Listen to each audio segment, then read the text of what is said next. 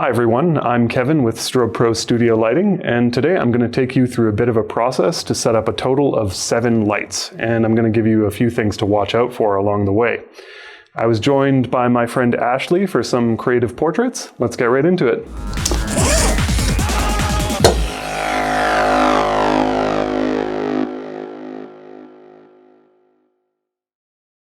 When building a multi-light setup, I find it's best to focus on just one light at a time.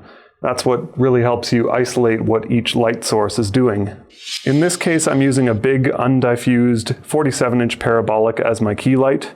I want it to come from above to give me a big circular projection on the ground. With the light positioned at such a steep angle, we're getting lots of shadows and a small amount of bounce fill from my seamless paper backdrop. Be careful with this, by the way. Brighter, more saturated background colors can bounce an unwanted color cast onto your subject. The light is really accentuating the cheekbone, and it provides a nice amount of separation from the background, at least on the camera right part of her body, but Ashley's dark hair is kind of getting lost. Before we address that, I'm going to raise the shadows just a little bit. I have a 24 by 36 inch softbox with a grid down here on a low height stand. I have it positioned quite close to Ashley so that I don't put too much light on my background, and the grid will help ensure that I'm putting light only where I want it.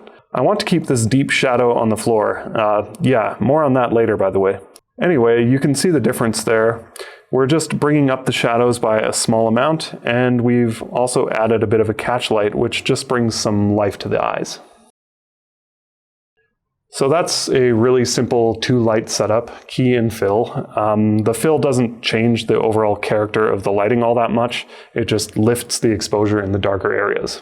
Okay, so how do we take care of this lack of separation where the hair just kind of blends in with the background? Well, if we don't want to light the background, a simple accent light will do the trick. I have an AD400 Pro here with some barn doors and a full CTO gel attached. I thought a warm light would work nicely with Ashley's blue dress and our Savage Mocha backdrop. Boom, just like that. We're getting just a bit of an edge light on the hair, shoulder, and boot here. And we now have a more complete sense of shape. A rim light can add a sense of polish to a portrait even when separation is not necessary. There's a small problem that I'm seeing though. My rim light is actually polluting some of the light that I'm putting on the ground with my key, and we can see some ugly cross shadows down here, as well as a faint shadow on camera right. At the time, I was really just trying to get the rim light exactly right on my subject, which can be a finicky process, by the way. I became hyper-focused and forgot to correct this small detail, which might have just been a matter of closing that bottom barn door a little. When you're at your next shoot and you're not managing 4 video cameras at the same time like I was, take the time to really examine each frame every time you add in a light. Otherwise, you're just going to be adding time to your post-production. So after the necessary edits, I'm pretty happy with this shot, but I promised you a greater degree of complexity, so let's get that background lit. To light our background, I had 2 AD200 Pros in our 40-inch 2-in-1 umbrellas. Bounce umbrellas are great for backgrounds because they can be positioned quite close and they project diffused light in a wide area. You can see that it's not completely even, and you could address that by pulling the umbrellas towards you a little bit. For this shot, I was happy with this sort of hourglass gradient. Remember, more lights is not necessarily better. On this particular shoot, I'm not sure that lighting the background in the way that I did worked well with the concept. I like this big spotlight effect, and with the background left to dark, it looked like I could be in a real space. When the background is lit, it becomes obvious that we are in an artificial space. Onward we press nonetheless. How can we make the background more interesting? Well, I'm glad you asked. For our 6th light, I'm bringing in a Strobepro Optical Snoot 2 on an AD600 Pro. This will allow me to project a gobo pattern. I tried a couple of patterns and ultimately decided that I liked this one the best.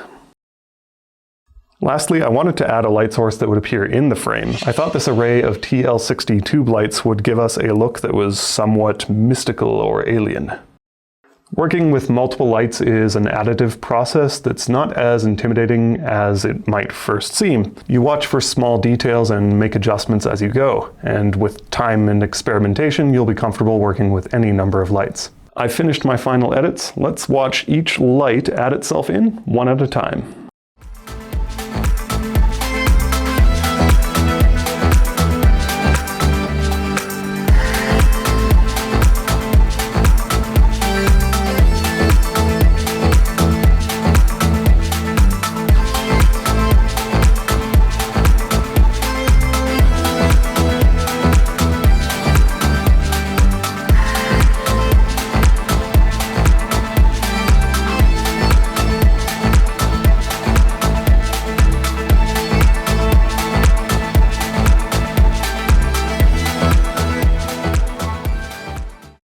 hope you guys enjoyed that little demo. Hit the subscribe button if you want to see more content like this. And for all of your lighting needs, check out strobepro.com. Drop us a line anytime. And until next time, enjoy creating.